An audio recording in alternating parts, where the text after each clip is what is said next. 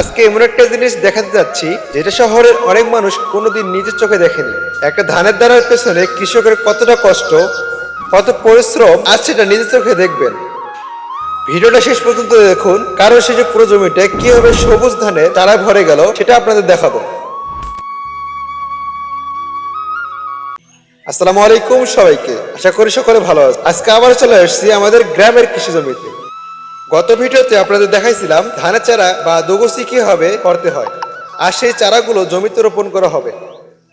চলুন দেখি শুরু থেকে শেষ পর্যন্ত পুরো কাজটা। আমি বাড়ি থেকে বের হয়ে পড়লাম, রাস্তায় চলে আসলাম এবং আমাদের গ্রামের জমির উদ্দেশ্যে আমি রওনা দিলাম। আমি প্রথমে চলে গেলাম আমাদের এক জমিতে। সেখানে দেখলাম এখনো কাদা করা হয়নি। ধান লাগানোর আগে জমিতে ভালোভাবে কাদা করতে হয়। এর কিছুক্ষণ পর ট্রাক্টর জমিতে চলে আসলো। ট্রাক্টর দিয়ে জমি চাষ করা শুরু হলো।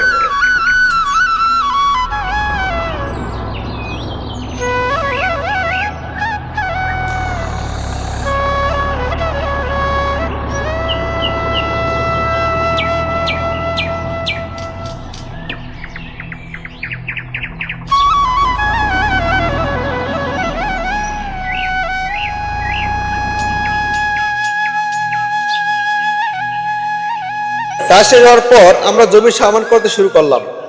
অনেকে ভাবেন জমি সমান করার দরকারটা কি? আসলে জমি সমান থাকলে পানি পুরো জমিতে সমানভাবে ছড়িয়ে যায়, ফলে ধানের চারা ভালোভাবে বেড়ে ওঠে। আমরা এমন ভাবে 3টি জমি সমান করলাম।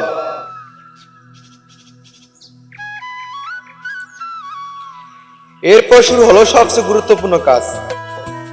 আমি লক্ষ্য করলাম সবাই খুব দ্রুত হাতে হাত কাজ করছে।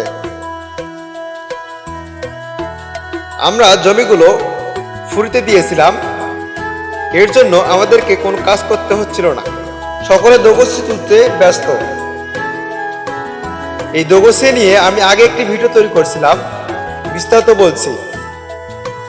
আপনারা যদি সেই ভিডিওটি না দেখে থাকেন তাহলে অবশ্যই দেখে আসবেন, কারণ সেখানে শুরু থেকে কিভাবে এই চারাগুলো প্রস্তুত করা হয় সবকিছু বলছিলাম। সকলে দোগসি তোলা শেষ করে জমিতে চলে আসলো চারা রোপণ করতে শুরু করলো। একটু পর পুরো জমিটা ধীরে ধীরে সবুজ হয়ে গেল। দেখতে সত্যি অসাধারণ লাগতেছিল। যে জমিটা কিছুক্ষণ আগে শুধু কাদা ছিল, সেটাই এখন সারি সারি ধানের চারা ভরে গেছে। আজকে এই ভিডিওর মাধ্যমে আবারও বুঝলাম এক মুঠো ভাতের পেছনে একজন কৃষকের কত বড় ত্যাগ, তার পরিশ্রম লুকিয়ে থাকে। সব কাজ শেষ হওয়ার পর আমি সবার সঙ্গে বিদায় নিয়ে বাসার উদ্দেশ্যে রওনা দিলাম। যদি আজকের গ্রামের কৃষি জীবনের এই বাস্তব ভিডিওটি ভালো লাগে থাকে তাহলে ভিডিওটি লাইক করবেন, কমেন্টে জানাবেন আপনার মতামত। আর এমন আরো বাস্তব গ্রামের ভিডিও দেখতে সৌরভ বেল ট্রাভেল চ্যানেলটি সাবস্ক্রাইব করে পাশে থাকবেন। আল্লাহ হাফেজ।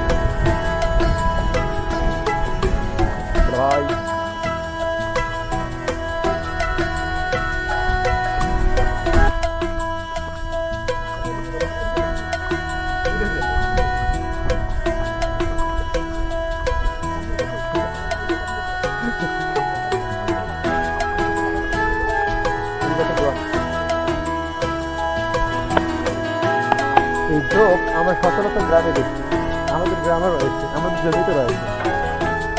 এই যোগের একটা গল্প আছে।